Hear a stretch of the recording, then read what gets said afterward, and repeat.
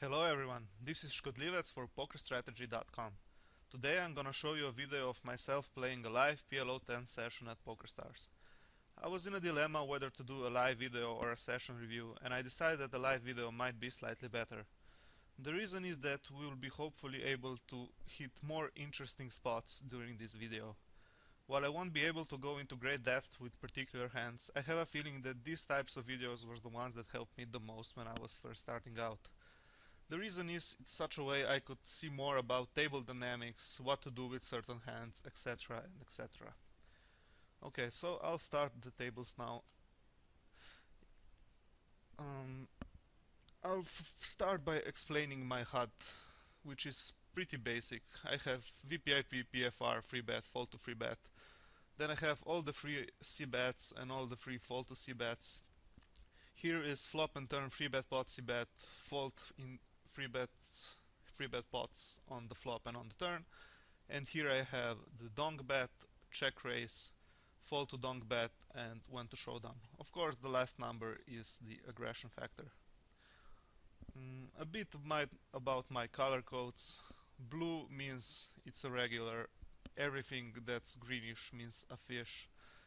And yellow is like a whale that doesn't even know the rules. And well, to show you, I have a pretty complex labeling system. Some people are against it, but I kinda like it because there are so many different type of players playing at PLO, and I really think it helps me a lot if I can see it. For the first thing that I see, it's the color that tells me enough about the player. I think the games at PLO 10 are still pretty easy, and I will try to play a basic ABC style and show you how to get to PLO 25 and PLO 50 as soon as possible, because the rake is just too big at these stakes to be playing here for more than you have to. Okay, on table 1 we are on the big blind, and given that we will have position for the whole hand, I flat like 70% of hands here probably, and I will do with this hand as well, because the villain will have a very difficult time playing against me, and I can steal many pots. When he checks, I'm betting 75% of the pot, perhaps even less, like 33, and I expect him to fold a lot. He calls, the king comes, and unlike in No Limit Hold'em, the king is a great barreling card. First of all, he would bet a king if he will have one, and second of all his draws are now might not be so good, so to a second barrel I'm pretty sure he will fold a lot of his range. On table 3 I can call because I have a nutty hand. I'm out of position, but the suited ace and the suited king give me some possibilities for post-flop play. Okay, on table 1 it seems like he does have a king after all, and I'm just gonna check because I don't think he will fold to a third barrel once he calls the turn. Wow, he had jacks, so yeah. I was right thinking he didn't have a king, but I overestimated my folding equity apparently. He should be able to fold jacks here. I mean, even his flop call was very bad, so I think we made the correct play. On table 3 we just missed the flop, and we're gonna check fold. No reason to put any more money in this spot.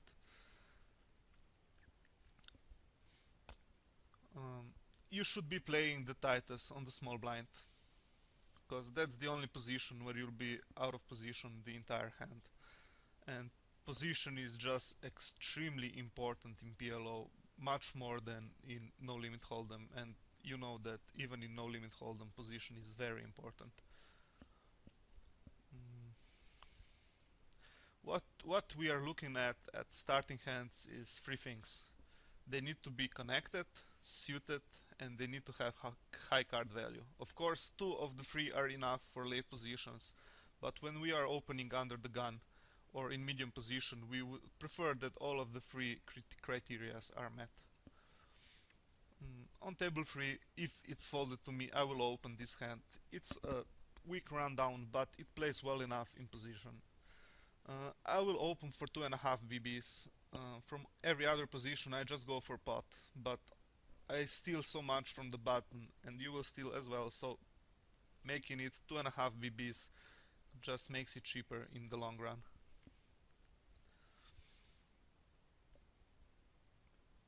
Let's see what this guy will do. I remember him from PLO 25 when I was still playing there. He was pretty bad, even though he looks like a regular, so it's no wonder he's at PLO 10 now. Table 4, the hand is just too weak, so we'll fold it. Unlike in No Limit Hold'em, in PLO you can defend, especially in position, like 90%, okay, let's say 80% of free bets. This is a great hand to call a free bet with, because people will mostly free bet aces and high card hands, and once we hit anything with our hand, he won't have a piece of the board, so we'll be able to get the money in with very decent equity. On table 2 we have aces. Here he bets strong. We flop a pair, an open-ender, a gut shot, and even some backdoor straight draws. We can never fold here. He c-bets 47% of boards in free bet pot, so the two options here are raise all in or just call. I think I'll just raise and make him fold his share of the equity.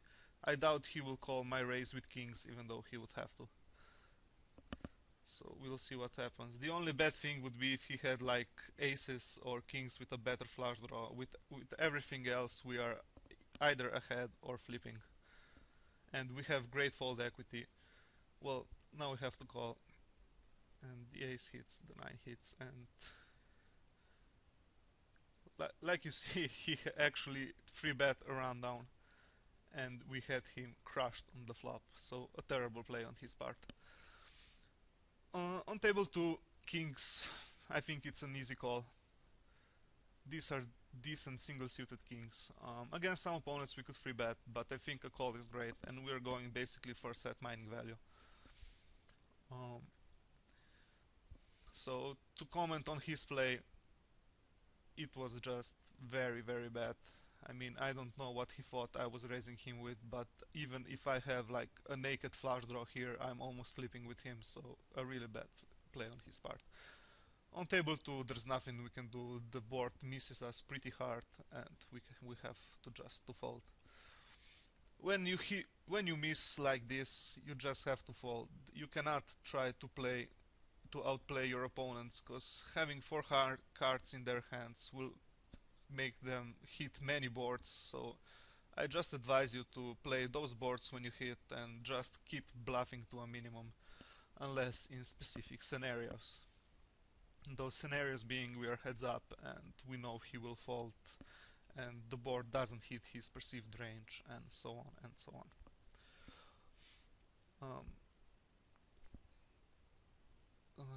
You will see that people, like I said before, are not very good here at PLO 10. I won't even look for tables with a lot of fish, because I should be able to outplay everyone pretty easily. And I want you to show you how regulars are playing at these stakes. Ace King King 5. I would open this if it were at least single suited, especially if it were suited to the ace. This is another thing I'd like to talk about. In PLO, having a suited ace in your hand is just extremely strong, because no matter the board, if you flop a flush draw, you are never more than a 33% dog. So it's basically very good for semi-bluffing, because you're rarely drawing slim. I mean, basically never. And while if you have a weaker flush draw, let's say a king high flush draw, you can hit the ace high flush draw and you can be in terrible shape.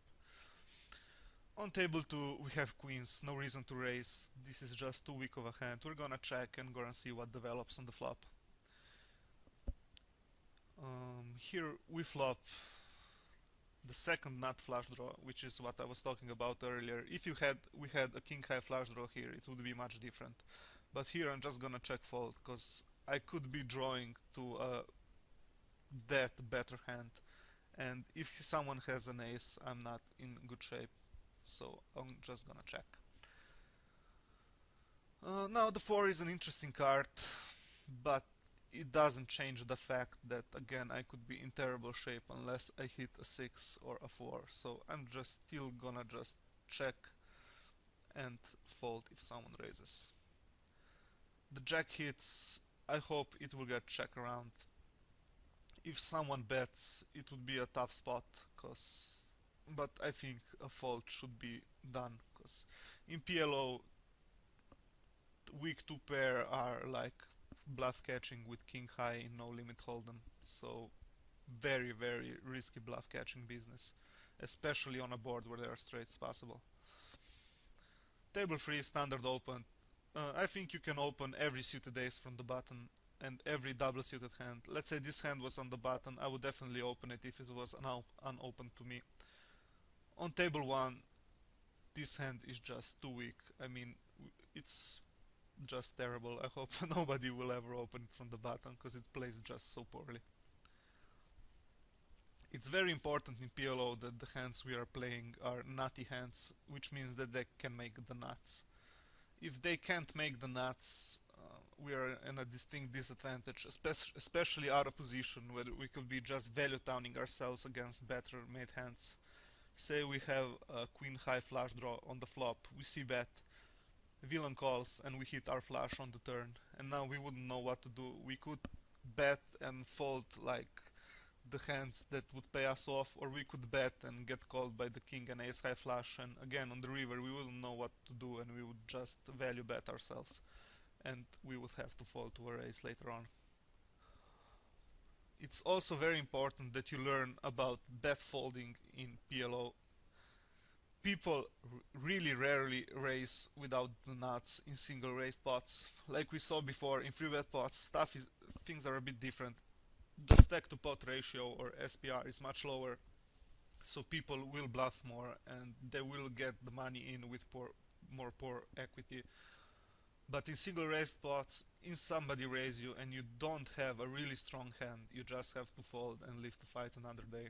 There's just no reason to put money in with, say, like top and bottom pair when you get pot raised on an ace king 7 board. It would be just suicidal.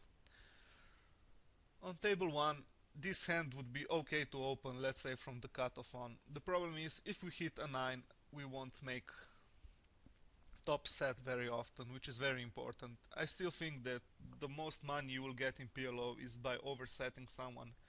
It's also the surest thing in PLO, because say on a board like this, if you have queens, villain can have such a draw that he can basically be flipping with you on the turn, which is like something that's impossible in no limit hold'em.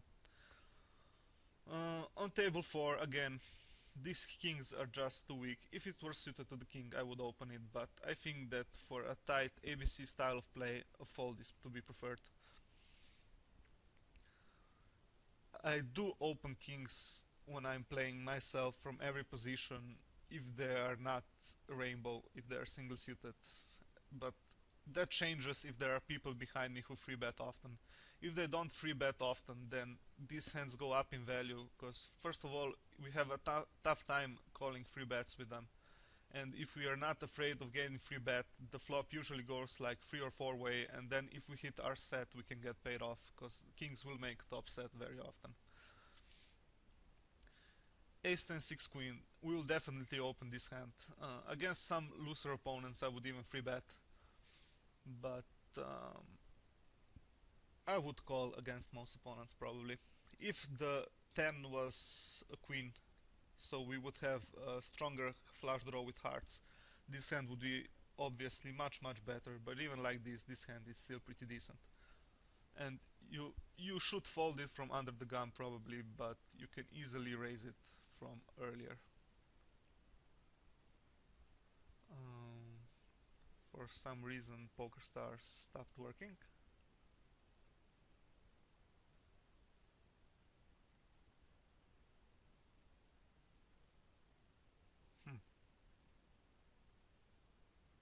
Seriously?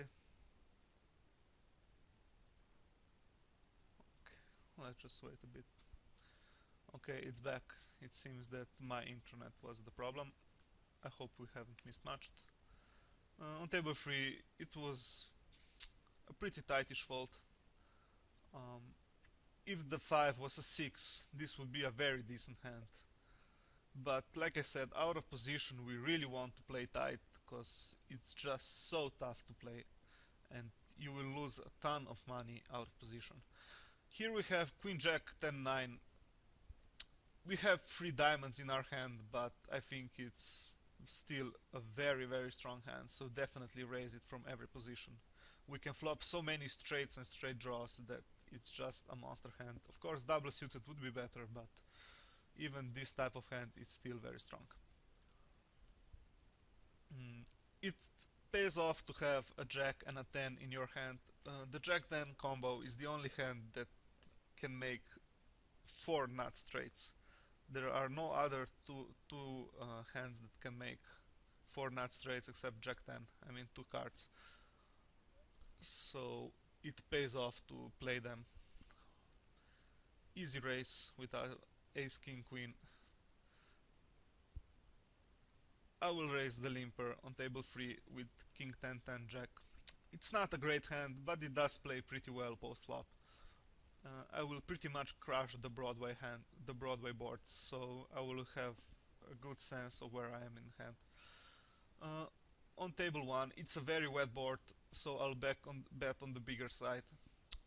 If I get raised, I'm snap folding, but there are still so many worse hands that will pay me off here. Any flush draw, any straight draw, and worse aces, so definitely a bet fold scenario. On table 3 we have a decent hand. Like, it's not so connected, but it's suited and it's nutty, which is great for a hand in PLO. We can hit top set, nut flush, and even top pair, so it's a very good hand to play, and I would open it from every position. King Jack 10-8. A problem hand, one might say. The problem is that we have a gap on top. If this hand was Queen Jack 10, it would be much stronger, but even King Jack 10, I think it's very good, and we can call a button raise with it. I would not free bet it, because it's not nutty, but definitely a call, even if it's out of position. We flop top pair and a flush draw. We are definitely going for a check call here. Check raising would be overplaying our hand, and I think check calling is the best way to play it, and we will see what develops on the turn. He bets pretty big, but there's no need to be afraid of a straight or a better draw. He will bet here, I think, most of his range, even though he c-bets 0% so far, but it's only 27 hands, so a sample that doesn't really matter. The 5 comes, which is a scare card. If he doesn't have a straight, I really doubt he will bet the turn himself, and I will be able to take away many pots on him on the river, because he'll think I am the one with the straight. Also, if he doesn't have a straight, he'll give me a free card. The 4, it's an interesting hand. If he had like a set on the flop, he now has a full house. But if he had a flush draw or like an overpair or a straight draw that didn't hit like a 10-9, I think I have to step here on the river a bit more than half a pot, and I do expect him to fold some part of his range here. Of course, I might be overvaluing my folding equity because I play on a bit higher limits, but like you saw, he did fold. It will still be tough in PLO for people to call when it's obvious they are afraid of what you might have. His turn check, he basically let me know that he doesn't have a straight and he is afraid I have one, so my river bet is consistent with a straight. Queen Queen 5-9, I think it's a great flatting hand. We can flop decent flush draws, and we can flop, of course, top set, which will be very strong. On table 2 we have a great hand that we can free bet out of position.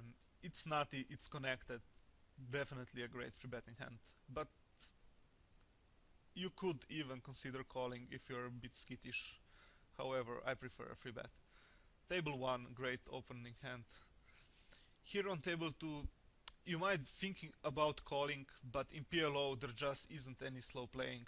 You should just raise and hope to get the money in, cause there are so many ugly turn cards that can come, and you won't be able to get max value. Just hit pot and raise, and put as much money at the table as you can. Table 1, it's an easy c-bet situation. Dry board, we make it a bit more than half a pot, and that's it. Here he calls, I'll bet very small, hoping to induce a call again. Interesting situation, table 2. We get 4-bet. 4-bet at PLO until proven otherwise usually means villain has aces. And while we can defend a 4-bet pretty wide, we cannot defend when we have an ace in our hand because it's just not plus EV. Change this ace to a king and we can definitely call and stack off on flops where we hit enough equity against aces, but here the preferred method is to fold. You should not be shy about folding once you make a free bet, because you should be thankful that a 4-bet means aces, so you know perfectly how to play against opponents. Table 4, great hand to open even from the small blind. It's connected, it's suited, it's nutty. The 7 is a bit of a dangler, however it's double suited and it's a very strong hand that you could open even from under the gun.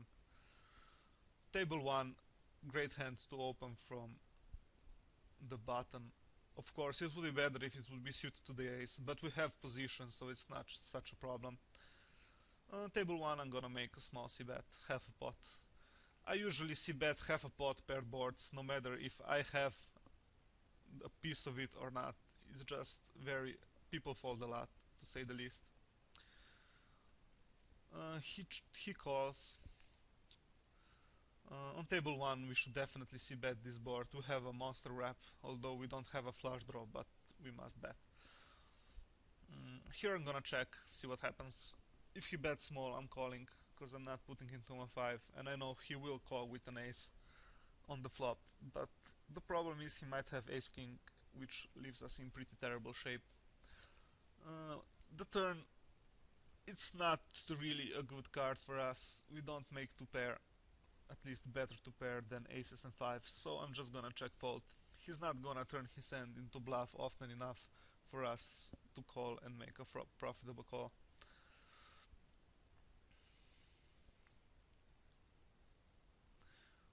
He had a weaker flush draw, so he made a really terrible call. We had him completely crushed, but that's okay. Ace 9 7 7 single suited. I would call with this hand in position, but out of position it's best to just fold. We will hit like mid or bottom set way too often, and we won't know whether our hand is good or not post flop, and we'll be making some huge mistakes. So I think a fold is just best. Like I said, in position, if you can control the pot and see the action before you, it would definitely be a call, but out of position, just play it safe and fold.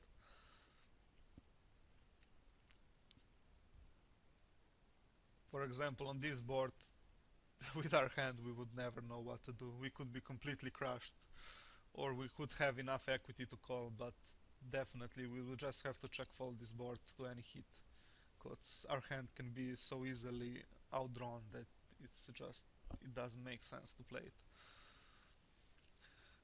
With pairs like jacks, queens, kings, out of position I usually call if I know the hand will go at least 4-way, in which case here it will go, because then if I hit top set there will be a high percentage chance that someone else will hit the board as well, and we will be able to stack them off.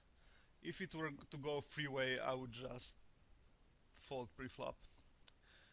Here we have an open-ender, and while for giving a comparison to No Limit Hold'em, it might be a strong draw in No Limit Hold'em, this is a very weak draw in Omaha. I mean, we can be just completely crushed here, so the only way to play this is to check fold. There's just nothing else we could do. It would change if there was another diamond there, so we would have a flush draw as well. However, we would have to be very careful, because we don't have the nut flush draw. and we will be just setting ourselves up for many post-flop problems. Here, fold, the easiest way. Table 3, again a hand that can be easily opened from the button, but on the cutoff I should just fold, except if the button was like a total nit I would open it, but basically just because of the suited ace. The fives are like a backup if you hit that set and you see it's a weak opponent, so you can value bet him like free streets, but other than that I would open it for the nut flush value. 3-7 king ace, just too weak to open from any position. Same goes for ace 10 deuce deuce. 4 queen 3-8, terrible hand. So I see currently there aren't really many fishes on my table, but that's okay. If you were table selecting a bit, you should be finding tables with a lot of fish.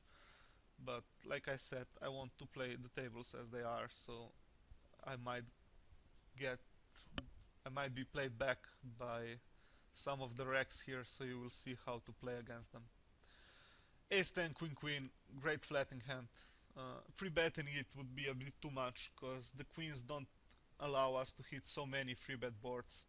It would be much better if the hand was ace 10 queen jack or ace 10 king queen. So I'm just gonna flat and see what happens. On table 3, similar situation than before with ace 5, 5-3. An open from the button definitely, especially for our value of the pair, of the nut flush, sorry. Here I will call with 10-10-9 queen, however I'll be very careful post-flop what to do with it, but it's too strong a hand to fall to a button raise, because people will open the button with a very wide range.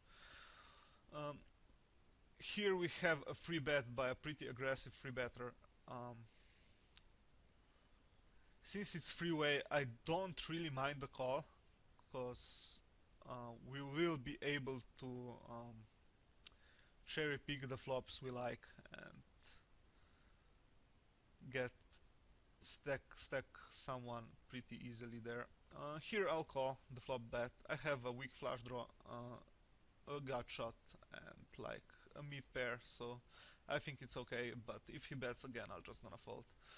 On table 3 I could see bet this flop, but given it was freeway and I had absolutely no piece of it, I think checking behind it's okay. On table 1 there's nothing we can do, we have to fold. Here's an interesting spot on table 3. We hit trips, and I'm gonna make a small value bet, like 70 cents, and hope to get a call from an ace. He will think that we have many missed draws here. All the straights missed, all the flush draws missed. However, he might not put us to a pair on the board, and I will bet small, and I wouldn't be surprised if he called me with an ace here. Of course, if he raises, we are snap folding, because weak trips on such a board are just very bad. Like I said, he called.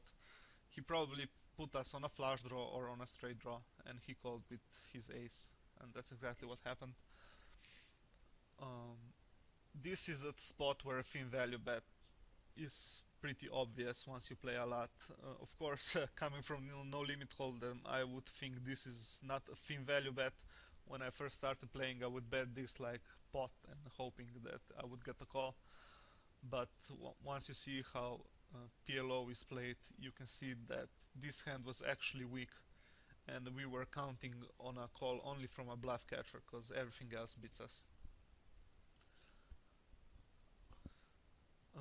The boards, in PLO I usually c-bet paired boards and monotone boards. I c-bet half a pot, because people will only play back, most of the people, if they hit the board. So this way our bluffs are much cheaper.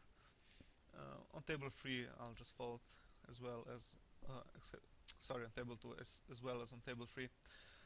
On normal boards, like which aren't very wet, and basically even on most of the wet boards I go for 3/3 pot, unless it's a limped pot and I want to build the flop if I hit strong, then I just go for pot to get as much money as possible by the river. On table 1 I will call with these queens. It's suited to the king, the queens are okay, although it's a short stacker. Given that he min raised means that the flop might go like 3 or 4 way, and I really think my queens will play well. Okay, here's an interesting situation. This guy just got stacked, so he's obviously tilting. And this guy with calling here, I don't think he ever has kings or aces here. So I'm just gonna push here. Of course, my hand will never be a huge favorite. However, with the dead money already in, I think I will have more than enough equity to justify a shove here.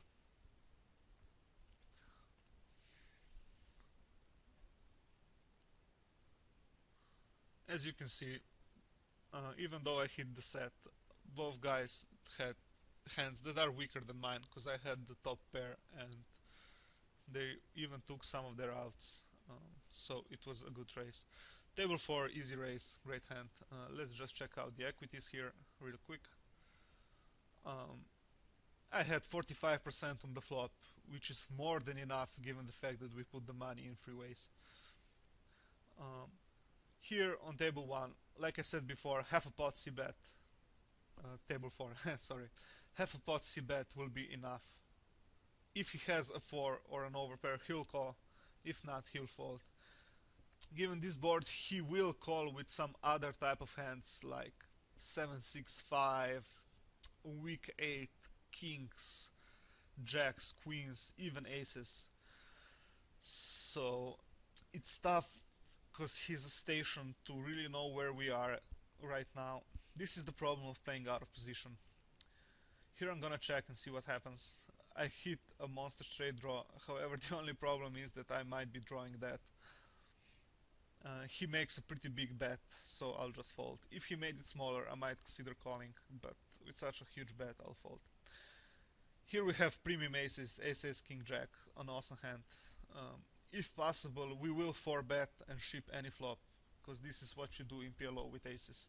You try to build the flop as much as you can pre-flop, and then put only ship on once the flop hits, because the SPR, stack to pot ratio, will be around 1. Here I'm definitely stacking off against the short stacker. However, if I take hit from this guy, I will just fold, because we are a bit deep. Here I'll bet a little less than $1 and see what happens. He calls, and if this guy raises, we'll just have to fold. Again, the 10 hits, there's absolutely nothing we can do. We just have to fold. We have no nut outs, while we had 2 aces on the flop that will give us the nuts. And this is like the easiest fold in the world. Table 1. I don't advise you to open this hand from under the gun, however I would like to get into some post-flop spots. So I will raise this hand here and hope to get a few callers to show you a bit how to play such hand post-flop, especially out of position. It's pretty nutty, it can make nut straights, strong top 2 pairs, and of course the most important thing, it can make strong nut flushes. Or even nut flush draws, so you can hit like a board 10, 9, 6 with 2 spades and you're just completely ecstatic.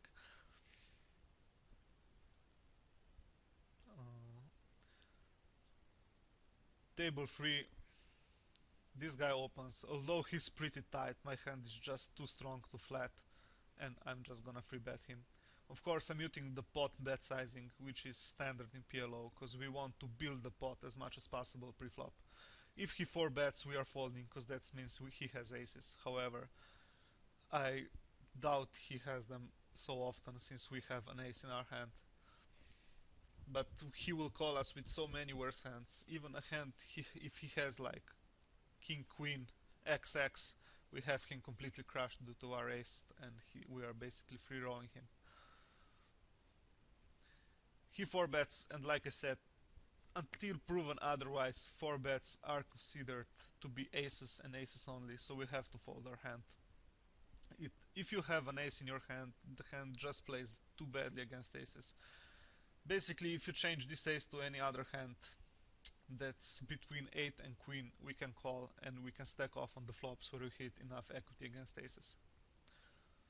You really shouldn't be shy about 3-betting and folding to a 4-bet. I do advise you free bet mostly for value at these limits. High cards, strong aces. Do not free bet weak aces, because when you free bet, people put you on aces, and try. They will always assume you have aces, especially at these limits, and they will pretty much play against you, only thinking about your aces. So you will have great fold equity on ace high boards. However, they will really fight back on those lower boards, thinking you will fold your aces or thinking they have great equity against aces.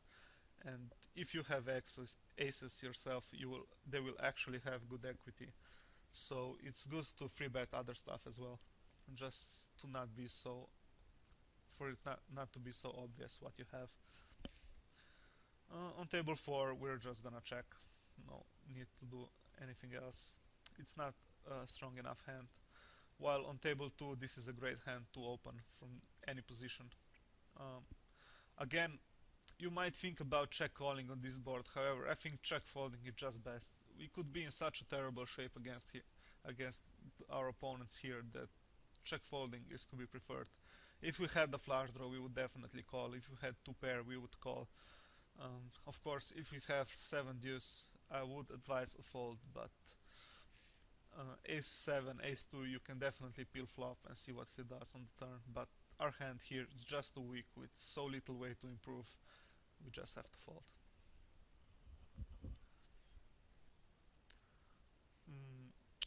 Here these jacks are just too weak to do anything with them, just fold. This basically, given that they don't have a single suit, even the flop would go 4-way. Like I said before, I would consider folding them, because this is just too weak of a hand. However, on table 4 we have a great hand. Ace 9, 8, 10, it's just a very strong hand. I will even free bet it here, because I will flop so many. I will crush basically all the middle boards, and I will also hit the nut flush pretty often. Of course, there is a case to be made to calling to let the fish in, which I just noticed. I think I'll do that. Keep the fish in the hand. However, this hand is strong enough to free bet, because it's just very nutty. And this hand, given these 3 cards are so low, can even call a 4 bet, which is also a great thing to have. On table 2 we'll definitely call with our kings, see what happens. Here I'm going for a check raise. There's no other way to play this hand in my opinion. I could donk bet, but it's okay. Here I'll bet pot. The board is just so draw heavy. Every flush draw will call me. Every 2 pair hand, so I just go for a pot bet. If I get raise I have to fold, because it means he has a straight and I don't have the odds of calling. But definitely go for a pot bet sizing to charge your opponents the most money. An ace here hits, I will definitely bet. Even though if I get raised I'll have to fold probably, because I don't have good kickers. But I might get a call from a worse hand. And I of course might improve to the nut full house by the river. Table 1. Him not 3-betting makes me know he doesn't have aces, so I have a decent hand. Decent, not great, but it's an okay hand, so I'll bet. If he calls, I'll probably bet any turn. He has 100% fold to turn c-bet. And well, we'll see what happens. He just can't have a strong range here on ace high board, and he seems pretty aggressive, so I think he would raise with any really decent hand. So I think this was the best way to do. Unfortunately he didn't call, so we wouldn't see what on the turn. An important thing to notice, if a flush card came on the turn, I would usually bet it with my whole range, even if I had the nut flush, a medium flush or air, because the flush card is such a great scare card for most people, and they will fold everything that's not a flush. At least most of the fishes will. Even the fishes know at pot limit Omaha to be afraid of the nut flush. Table 3, I could consider free betting, but I think flatting is okay because we are a bit deep. On this board there's not much we can do. You could go for a bluff check raise, but I don't advise it. Again, here in this position, blind versus blind situation, um, this, like I said, I defend a lot from the big blind because he will have such a tough time playing me, because he'll be out of position the entire hand. So I'll just call, even though the hand in itself is really bad. However, using position, we can outplay our opponents pretty easily. He bets the flop, but we have a piece of it, and I think he will bet it with his entire range. So I will float here and see what develops on the turn. If he bets again, we are folding. If he checks, I'm betting, and I think I will take it down pretty often. He pots again, so obviously he's either a maniac that overvalues his hand, or he has like ace king, kings, ace with a nut flush draw, something like that. So here we have to fold. However, our play was perfectly correct. Imagine ourselves in his shoes. We wouldn't know the entire hand where we are at, and unless we really hit like a top set, which is easy to play, you just bet. We would have a tough time playing. Very decent hand here.